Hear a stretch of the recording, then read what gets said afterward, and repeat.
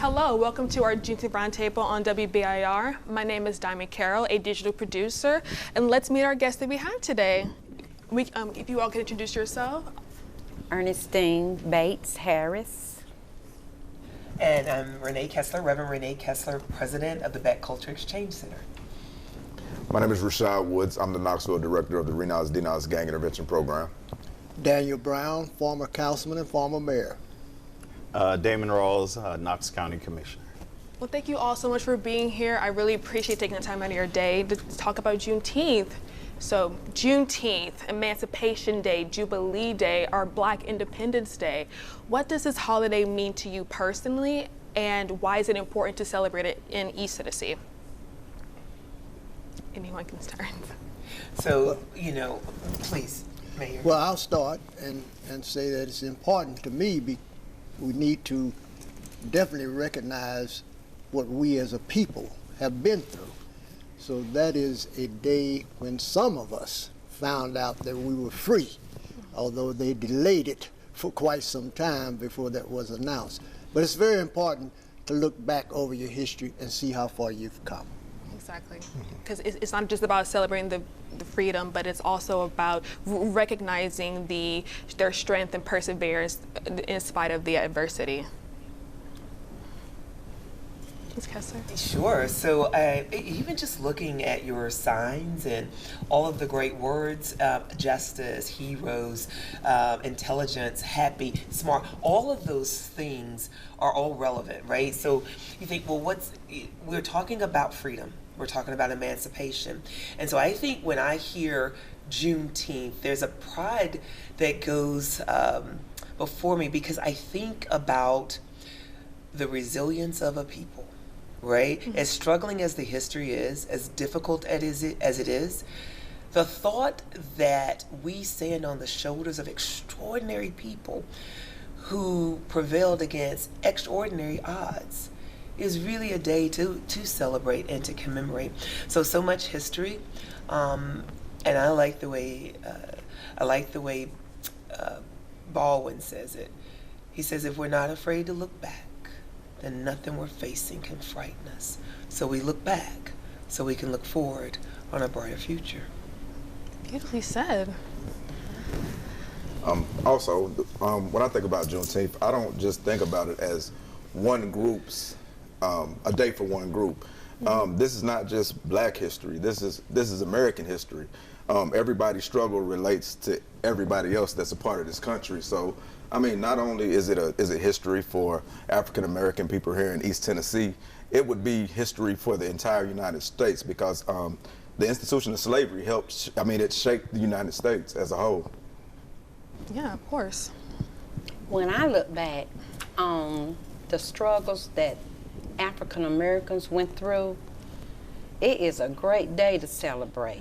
Yes, you know, we went through so much, and I am happy to celebrate it. You know, it's only a few that we do get to celebrate.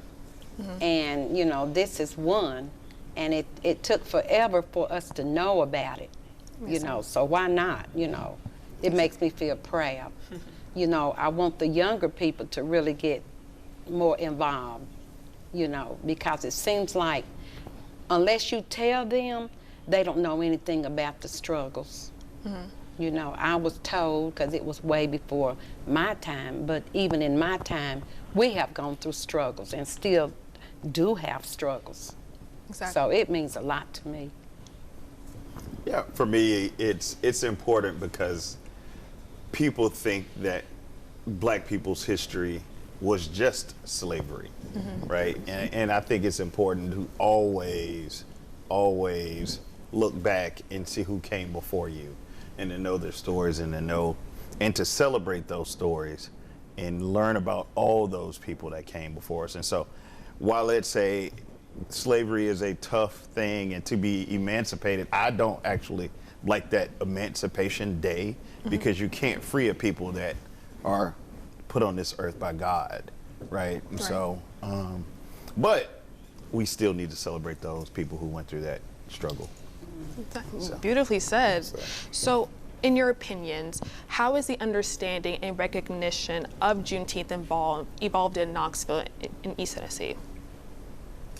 Have you noticed it at all, or? Yes. You have? It's became more mainstream. A lot of times, in the past, there wasn't a lot of people who even knew what Juneteenth was. Where now, today, there's not a lot of people who don't know when it is or what the meaning of the day is. So I believe it's evolving, and people's attention is being brought to it. Yeah. So Beck has done Juneteenth events for many years. Every year we do, we commemorate Juneteenth long before it was a federal holiday. Now in Texas, it's always been a state holiday for many years. But the big Emancipation Day that we are familiar with in the state of Tennessee is the 8th of August, right? So it's on August 8th, 1863 that then military Governor Andrew Johnson will emancipate his own personally enslaved. In Greenville, Tennessee, many will migrate to Knoxville. So in Tennessee, and certainly at Beck, we have commemorated the 8th of August. Notwithstanding, we've also celebrated Juneteenth for many years. One of the things that we think is very important is that people understand that no matter when you celebrate or when you commemorate, history is important, in every date in history that we know of, we should be commemorating and celebrating. One of the things about Juneteenth, which is the same about the 8th of August, though the 8th of August celebrates or commemorates that time in the state of Tennessee, if you go to Kentucky or surrounding states, they too will celebrate the 8th of August. Not necessarily because that's the day that many of their enslaved or emancipated. Likewise, in Texas, all over the country, there were other states and cities celebrating Juneteenth, not because they were emancipated in that area either. What happened was, whenever the people were emancipated, both in Texas and Tennessee and wherever it was, when they moved away from those areas, they took the traditions with them. So you might have been in Tennessee and went to Kentucky to live, but you took that tradition, you took that culture, you took that history. So that's how history kept living. Wherever the people migrated, so too went their stories and their experiences, and they celebrated. So I think it's a wonderful time. I want to say this because I think this is so important, and if I ever get a chance to talk about Juneteenth or the 8th of August or any Emancipation Day, I always want to say this. Juneteenth is the oldest date. June 19, 1865 is the oldest date that we know of that enslaved people were emancipated. Key. Yes, sir. Because we are sure that there were still people throughout this country and this land who were still being enslaved even beyond that date. With African American history, we are still uncovering and discovering much of that history. So we don't know everything. So it's always important to at least say that we know of. And then when we find another day, we'll celebrate that one too. Yes, ma'am. Anyone else? Yeah. Or? Well, I do believe that even today, there are still places and states, and there are still some people still enslaved. I do believe that they still do not recognize it. And the ones in Texas, when they first found out, they were trying to leave, and some of them were killed. They were trying to stop them. They still didn't want to release the slaves. So I do think that still today we have some still enslaved. We may not know about it, but I do believe there are some places hidden out that they are still enslaved. And whenever they find out, if they do, that would be the day for them to celebrate also. Yeah, so going off of that, are there any lesser known stories about Black history in Knoxville or East Tennessee that needs to be brought to light? I know Ms. Kessler could probably tell you more about this, but I know in back of Walter P. On the Addison, the streets, the corner of Addison, I think, in Kessler. Addison and it's the Eastport graveyard. Okay. You know, that's one of the oldest African American graveyards in Knoxville. Okay. Some of the freed slaves, as well as the freedmen, as well as the current or the former slaves, are buried in that graveyard. You've had people that's been fighting for it because it's kind of overgrown. It's kind of been unkept, but I don't think a lot of people really understand the history of that area. Like I say, it's right behind Walter P. So yes, so on top of the hill, the Oddfellows, which is down at the bottom of the hill. Yes. Okay. So you're referring to the Eastport. He's absolutely right. The Eastport Cemetery on top of the hill. Right. And actually, it's got a marker we put there. I think the marker was in 2017, and it has the Warner Tabernacle Church. Right? Okay. I didn't say Greater Warner Tabernacle AME Zion Church, though it will become that. 1845, the oldest black church in Knoxville is Warner Tabernacle. And we put a marker, a historic marker there as a site of the Underground Railroad. And he's absolutely right, because across from that is where the oldest cemetery of those formerly enslaved or those emancipated are buried. In fact, you're right, it's called East Point Cemetery, which some people will call Freedman Cemetery. Freedman Cemetery. And there's a couple different other names. And then to your point, many people have been working to try to get that cleared and clean, because many of our ancestors are interred on that land. So just to clarify the history, 1845, Warner Tabernacle is the first black church. And we like to say that because it's going to be a stop on the Underground Railroad. And we know that because typically where there's a church, you can deduce that that would have been a safe space or a safe site where people would have go, fleeing to the north, fleeing to freedom. Suffice it to say that all of our churches in Knoxville come out of that church, because from that birth, it will birth all the different churches and denominations. So today you have the Greater Warner AME Zion Church, which will evolve from that original church, which is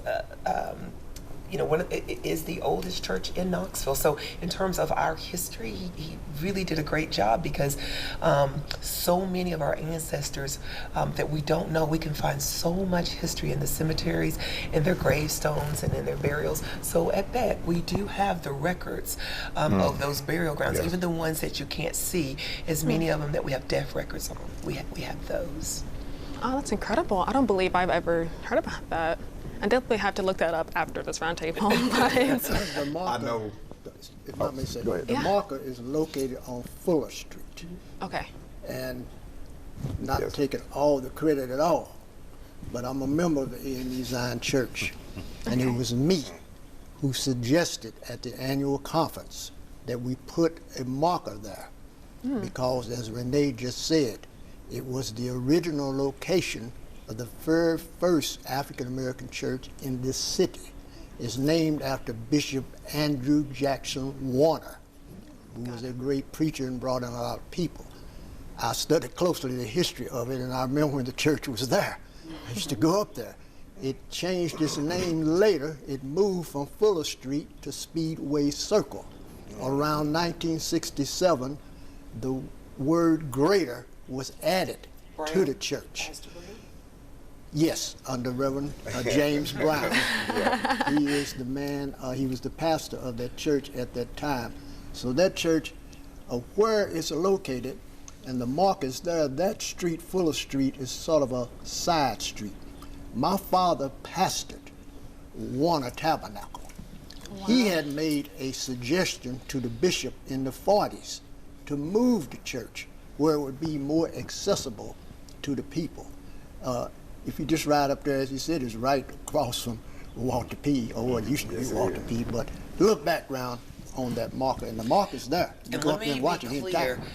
Mayor Brown did bring that forward, so he can say whether he wants to say it or not, or take credit, because I was there during that time, and we wrote a grant to the state to help with that marker and back to get that marker placed. And AME Zion owned that property still, and so it was important to commemorate that location.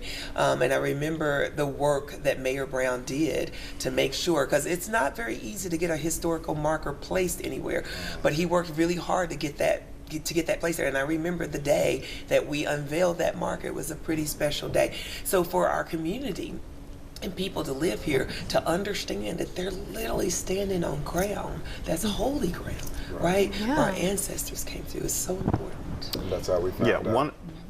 Yeah, go ahead. No, I was going to say on another note, the first plane, stories, we're talking stories, the first plane to come to Knoxville and land in Knoxville landed on the property owned by an African American. Wow. In Speedway Circle. People don't talk about that.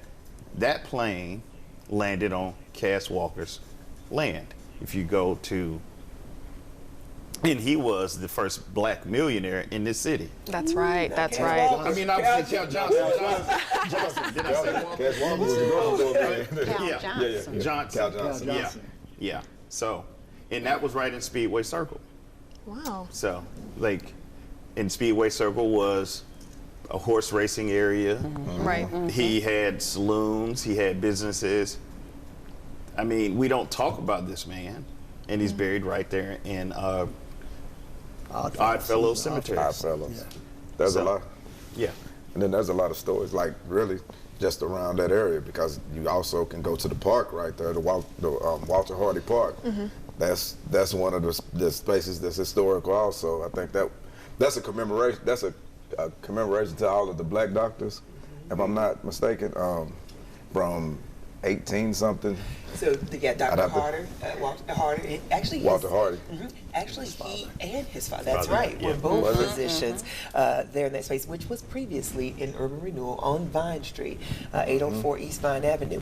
And Cal Johnson, that commissioner was talking about, and Beck, you can get all of this information at Beck. That's one of the things, and this is our 50-year anniversary, right? Since 1975, Beck has been collecting history and commemorating our history. So it's open to our community. People come from all over the world to Beck to see us, and sometimes our own community don't know the history, but you're welcome to come to Beck and to learn and to grow. Dr. Booker did an extraordinary job of making sure that we preserved it, and we continue to do that. So Caldonia Fackler Johnson, born in 1845, dies in 1925. To his point, when Cal Johnson, aka was born enslaved, as was mentioned, so you're talking about an individual who was born enslaved, yet will go on to become one of the wealthiest men in Knoxville. And I didn't say African American men, though he was, right? But He was one of the wealthiest among all men in the state of Tennessee, in East Tennessee. And we're still talking about him. And many kids will play at the Cal Johnson Recreation Center, not understanding naming. But naming is so important, because names force us to learn history. Who is that name? When I say you play at the Cal Johnson, who was Cal Johnson? Oh, he was enslaved. When I talk about stories about those people who were enslaved, as much as we can put the names on there, the better. The largest residential building right now on the brand new Smokies Baseball Stadium is named the Delaney. Who is the Delaney? Oh, I'm glad you asked that question, right? It is, I'm going to say that when the history books write his real history, he's not going to be one of the greatest abstract artists of the 20th century. I think they'll say one of the greatest artists of all time, period. Likewise, you'll see the Yardley Flats, the next largest residential. Well, who is William H. Yardley? Glad you asked that question. One of the first attorneys in Knoxville, first to run for governor, African American. So all over our city, we're getting an opportunity to put names and faces and places so we can talk about the rich history and the extraordinary people who left legacy for us. Not us as African American people, us as a community. They left legacy that we can all build on. In fact, people talked about Cal Johnson as being one of the most astute and character-driven men of his time, of all men. His character was impeccable. It's really important. It's really amazing to see how much weight a name can have, and you all touched on it about preserving history. So just shifting to a business standpoint, in your opinion, how do Black-owned businesses in Knoxville and East Tennessee help in preserving, preserving and celebrating Black history here? Well, being a Black-owned business, being an owner of a Black business, we celebrate it usually every day, because we always have conversations and it's no telling what would be talked about. And we always talk about our history, and all types of kids and different ages of, can pitch in, and so I hope that's also teaching them about their history, because we have always through the years, that's the talk of the shop, the history of Knoxville and other places, but definitely Knoxville. So, we've always talked about it and celebrated in there. Yeah, well, the importance of a business community, particularly in the Black community, and we'll take a walk through history. They have always supported, the business people have always supported the movement of our people. See, people got to think about it. When Martin Luther King and those guys were going to jail, these guys didn't have jobs. Right. When these guys were traveling the world, making it better for our people, who was helping them? Who was supporting them? A.J. Gaston, all of these Black business owners from Atlanta to all over the country were supporting the movement, getting them out of jail, etc. So the Black business community is an important piece of our community. And just like we're talking about to this day, other business owners, there's this line that business owners always know. Oh, the first Black barber, etc. here was XYZ, or and so the first insurance man was this insurance man that used to come around the neighborhood, was a business owner. And so it's super important. So Of course. I think in Knoxville, when we think about segregation, legal segregation, there were many businesses that Black people couldn't go to. Right. So, for example, prior to urban renewal, right, if you wanted to go to the grocery store, you couldn't go to the white grocery store. So what do when you can't go to that grocery store?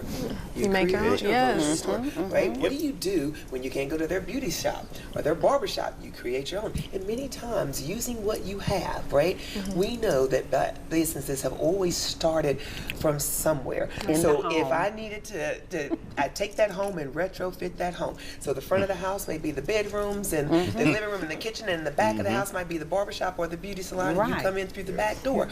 So location was also everything, right? Because the way that house was made, you could retrofit to put the business in. And not only that, your community was right there, right? So you could walk to your dentist office, which was African American. You could walk to your barber, your beauty salon. You could walk to the grocery store. So whatever you needed that you didn't have, you created, and it prospered, and it did well. And let me explain just how important location is. When African Americans' homes were taken, you took not only the home where they slept, but you took the business, and in many instances you took the church, because many churches started in the homes of the churches. So watch this. You say, okay, well then you go somewhere else and set up your shop over here. Well, here's the challenge. I use a today model. There's not very much parking around Chilhowie Park, right? Right. I want you to think about the houses that are around Chilhowie Park. Those houses retrofit themselves to be a business. 2 weeks a year, this fair comes to Knoxville.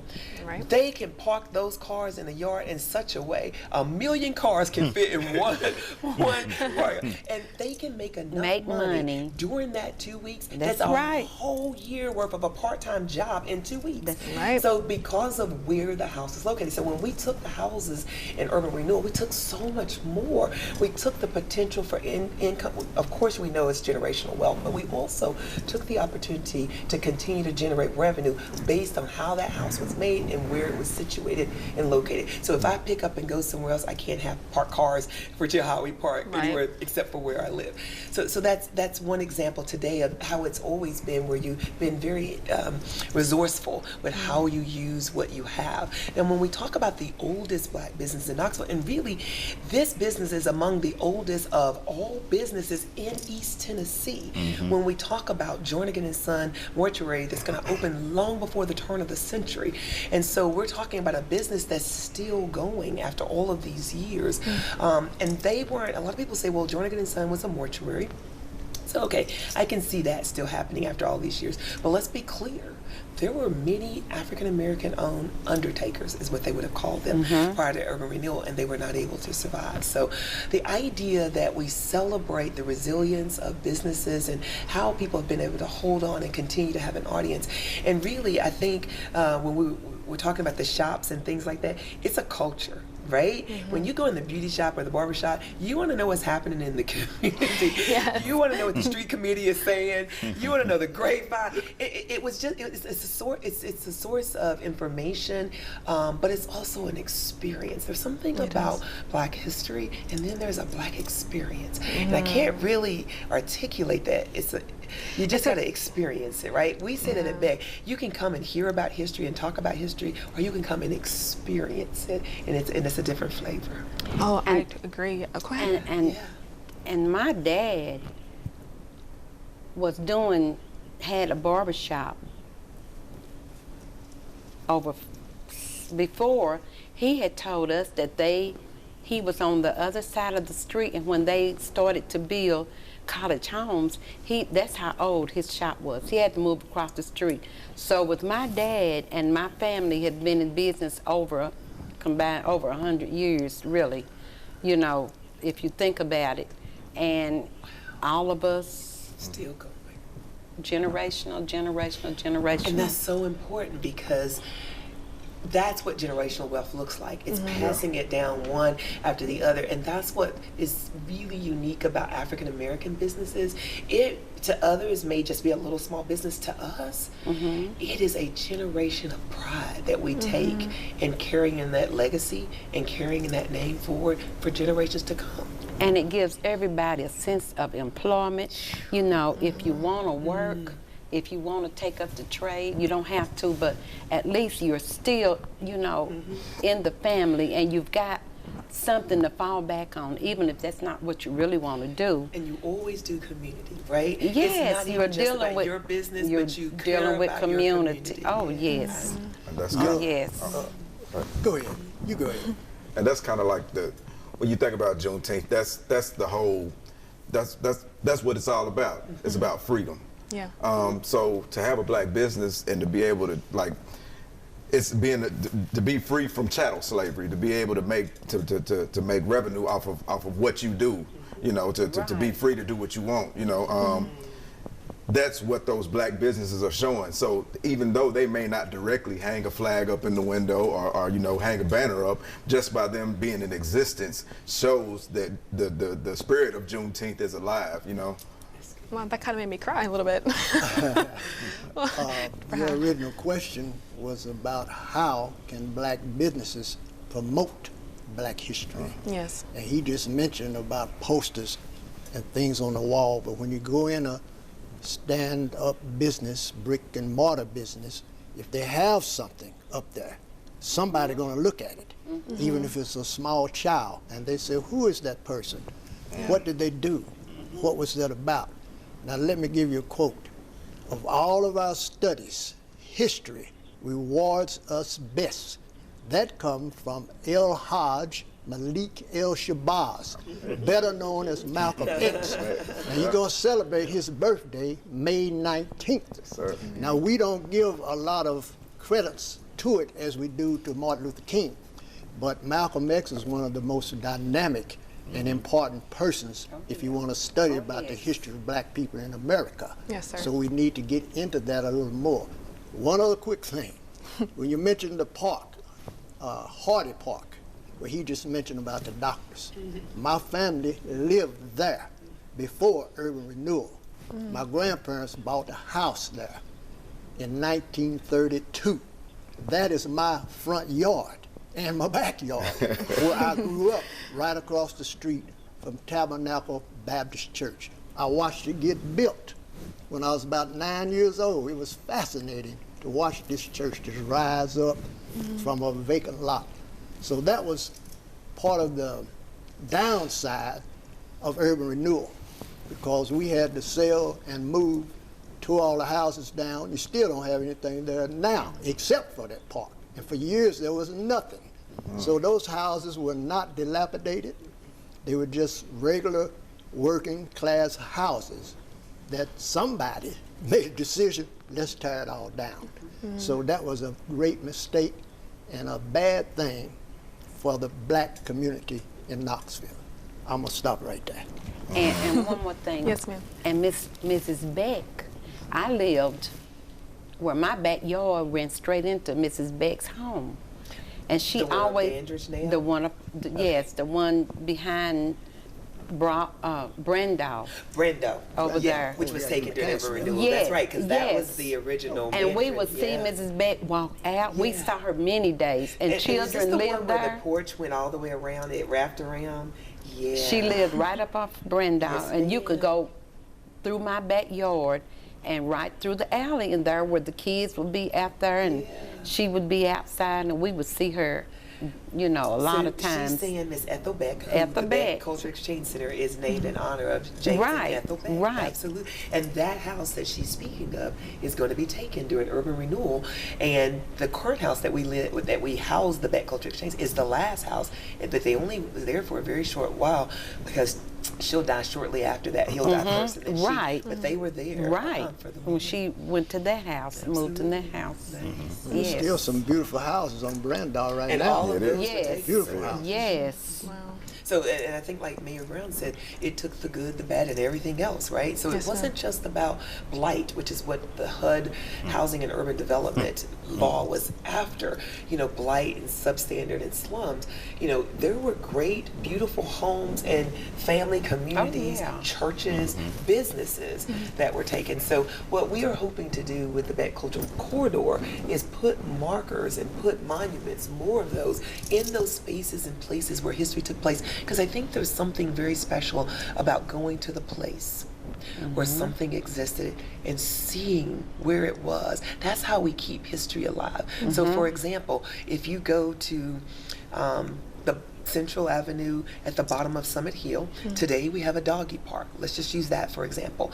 But where that doggy park is today, that was the Gym Theater, right? That's the black theater where black was people the would have to black go theater. to, owned by an African American, and it was the theater that everyone went to. So when you go there, our hope is to put markers and monuments so that you can use your phone and your technology and see what the Gym Theater looked like, Yes. and see who owned it, and see what films were playing, and hear people talk about, oh, I remember going to the Gym Theater, and I've heard stories about, you know, the creek did run under there, so they did have some large four-feathered friends that sometimes visited. So there are all kind of fun stories that you get to hear about. But I think people like that, and people need to hear those stories. So hearing, you can read about what someone wrote about history, or you can talk to somebody who lived Who lived it. history, and you're going to get a difference. So oral histories are very important, hearing the stories that are passed down generation from generation. I think that's what Juneteenth is all about too, right? Yeah. It's about these stories that get passed down from generation to generation, telling people what happened, things that aren't written in the books, right? Right. So we love those kind of stories. And back to, so there was nowhere else to go but in your own community, because we had nowhere else to go. Yes, ma'am. And I remember, right, Dr. Williams was right up over my dad's shop, up those wrought iron steps. There was Yeah. Dr. Williams, and we had Reed's Mortuary. That's right. And Service Mortuary That's out there, right. and so, you know, those places. Was Clark's behind? Clark's. Yeah. Clark's was Behind it, closer to Rogers Memorial. Clark's was between Reed's and Service. Okay. You would go up, we called it up on the hill, Up on the hill. and we would do a lot of shopping up there, you know, but they were across from, Clark's was across from Rogers Memorial That's Church. right. That's right. And so you don't know this history because it's not there. And that's the thing, is that much of the history has been erased. But fortunately, Beck has a lot of that history in our archives, and people bring their history there so we can put that history back in the places where it took place, so we can see through the lens of those people who were here before the rich history of community that we, because it was community where everybody knows everybody Right. knows your name, people look out for each other, and I think that's unique to to the Black culture, but I think it's something special to all cultures. All people have community and a sense of community. Hearing these stories, that just brings peace and joy and happiness to know that we live in a community that has such a rich history and culture. Of course. One unique thing about the gym theater, you enter through the front. So most all theaters, you enter through the rear. But the gym theater, you enter through the front. So if you came down there with somebody you weren't supposed to be with, everybody ain't gonna see you. Likewise, it's my understanding that when they walked in through the front, if they were late and the movie had started, you hear all kind of shouting, "Sit down!" And also, like, all of this is important because, like, these stories, like the reason that the graveyard, because we played in that graveyard, and I'm pretty sure that y'all are familiar with George Kemp. He taught us the history of the place that we were playing. Like, hey, you know, you're playing on a grave site, or, you know, when you talk about the theater, my grandfather was one of the, he lived on the bottom. You know, when they took that property and he had to go to East Knoxville, lived right across the street from Austin East before it was integrated. So those stories are important because those are the stories that planted seeds in my mind as a young man that grew and developed when I got maybe 30, maybe 40, but they turned into, it shaped me into the person that I am today, and it gave me a sense of community, you know? And I'm grateful that even at the baseball stadium now, which is the bottom, which much of the land is that first urban renewal project, that we're being able to put history down there. So I'm very grateful for Boyd and the owners and the folks that are there said, okay, tell us the history, let us not forget it, we'll put the history down here. That's our role, is to make sure history stays in its place. And we're grateful for the opportunity to tell the stories of your grandfathers, the shops, you know, the people who came before us, who left legacy. We want you to know their names, and we want to be able to show you pictures, you know, and what it was like, because I think that when people go there, people who come from all over the world for an entertainment concert or for a game, I want them to know that Knoxville has a rich history of culture, of great people who did extraordinary things and who believed in community. And that's what we're hoping to tell that story, because I think it's important. You never want to silence history.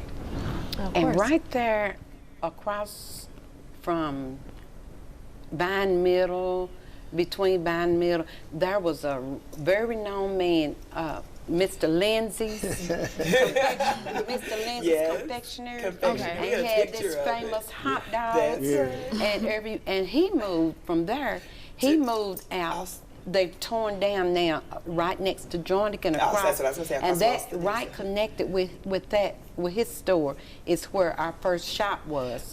After we moved on this side of town, right next to Lindsay's Confectionery, and everybody. I have a picture of him with the dog, because I think that was whoever his dog was. Everybody knew he had this dog, and we'll have a picture of him, and the dog is sitting there in front of the confectionery store. So, and everybody from even from Vine and Austin on that. At the first location, the same thing happened at the next location. Everybody would, you know, they would be out of school. The teachers would catch them over there going to get something. They would eat lunch at school. Everybody would, those greasy hot dogs and hamburgers. Yeah, he was famous for that. So this is history. This is history right here. That was one of the staples of our community. There are reports, I don't know how truthful, that Mr. Lindsay was also a millionaire. There are reports. Now that street committee, I don't know how true that is, but he made a lot of money selling hot dogs. Yes, he did. And his hot dogs were the best hot dogs in the world. Yes, they were. You're not going to find a better one. And I think he died with his menu or his recipe for his chili. And that's what I heard. So. But I know one. I tell you, I know one main ingredient of the chili. If he fixed you a hamburger, any droppings from that hamburger scraped over into that chili. Okay, so that's season. The grease, the hamburger, whatever. Oh yeah, they were really good. They were really good. Yes. Really good. This is amazing. So in your guys' opinions, what does the future of celebrations look like for Juneteenth in Knoxville and East Tennessee? Well, as long as there's a BEC, there will be a celebration. Because we've been doing this for many years, and we don't intend to stop. Right. We intend to always celebrate the rich history. Our mission for over 50 years now has been to preserve and conserve the rich history of African American people. And we specifically do it in East Tennessee. And so we tell the stories of this amazing history and we celebrate. So we're happy to do that. That's part of our mission. But also, because it's now a federal holiday, I think that gives us exactly what we need for everybody to celebrate with us, right, on that day. And so we're very excited about the opportunities in the future. I think the future is bright. I have to always believe by faith. My faith tells me that we can leave a legacy of a great community and telling history and sharing stories of history that make all of us laugh, right? Right. What is it, how is it you can talk about history as difficult as this is, as challenging, and still smile and laugh and see some fond memories in it? We don't want to lose that. Yeah. Yeah. Yeah, I would love to see us move from, we continue with the parades and we continue, but we add in a piece of walking history. And what I mean by it is the story she told about the house, the confectionery store right across from Vine. Young people need to know about that. Younger generations need to know what happened before them. I was lucky to grow up in a family where my dad always talked about Black history. Black history was a thing. It was which then made it a thing for me. And so my kids I've always given them books. Hey, do you know about this person? Oh, well, let me pause the TV and let me tell you about this person. And so, but we don't live in a world where a lot of young people get to hear that information anymore. And so they may say, I've never heard of Colin Powell. Who is that? I don't know what that is. But, and so, or who are these people that, I've even heard some young people say, and it was atrocious to hear it, Martin Luther King had never done anything. It's amazing, but they don't know what he's done because no one sat him down and showed him the greatness of East Knoxville. Right. I think Juneteenth will continue to grow.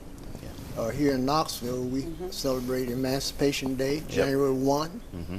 For many years, I would tell people we have our own holiday, August 8th, and now Juneteenth.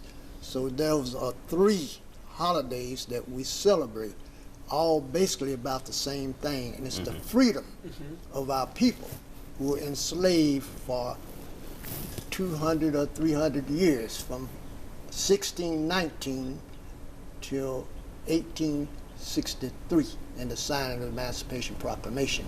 However, if you add on the Juneteenth, when they did not tell us, and we were still enslaved, and that went on, as we discussed a little bit earlier, that people were held in bondage anyway, in many places around this country.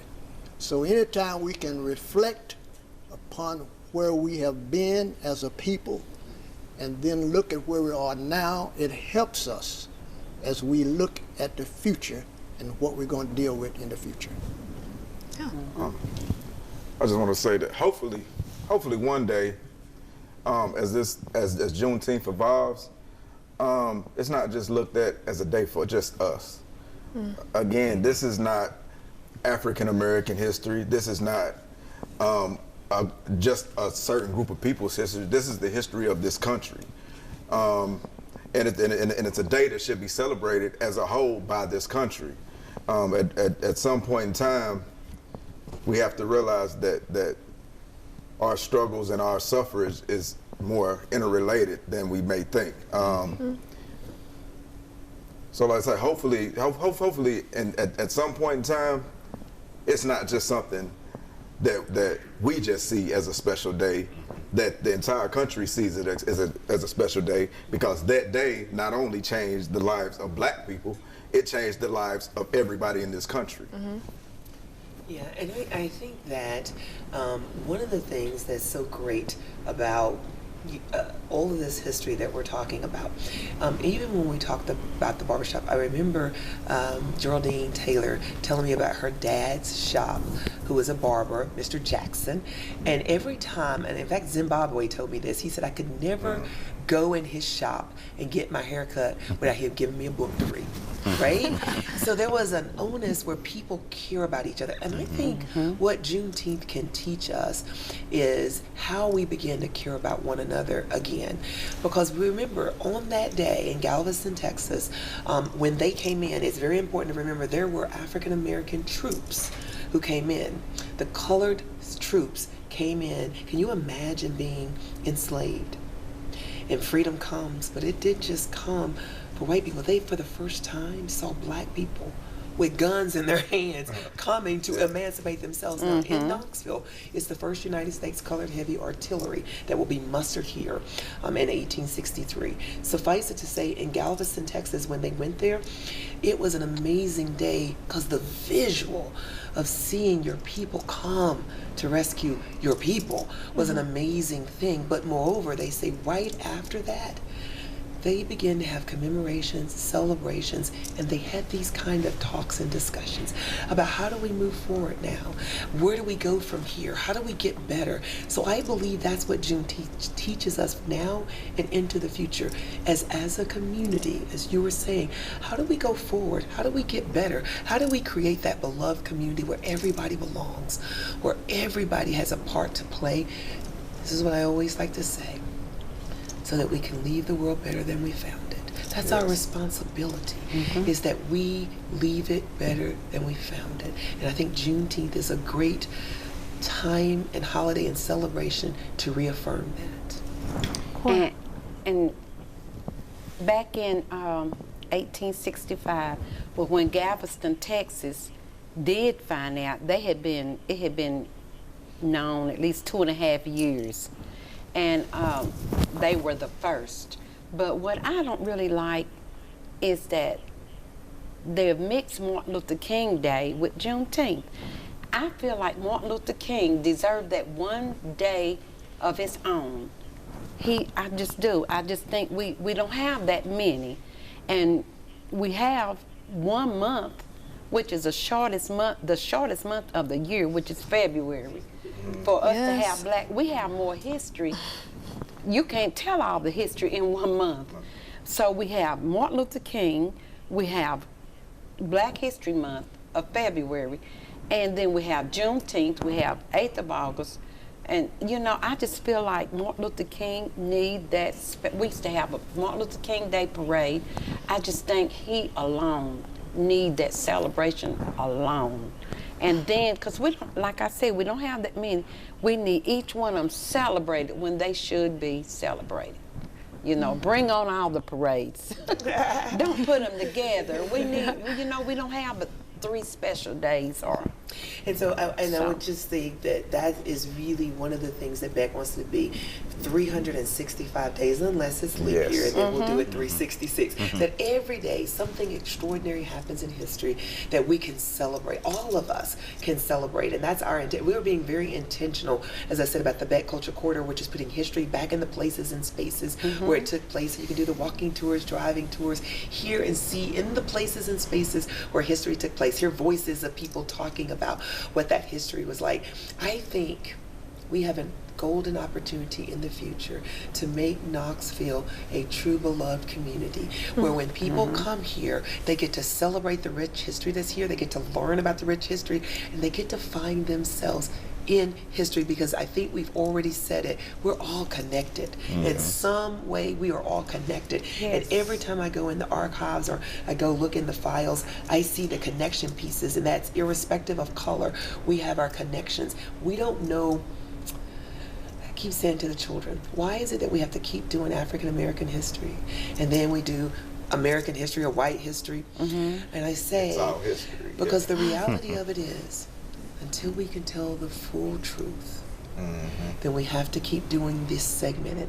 But one day, we're going to tell the full truth and breadth of history, and all history will come together, because the truth is, history is just truth.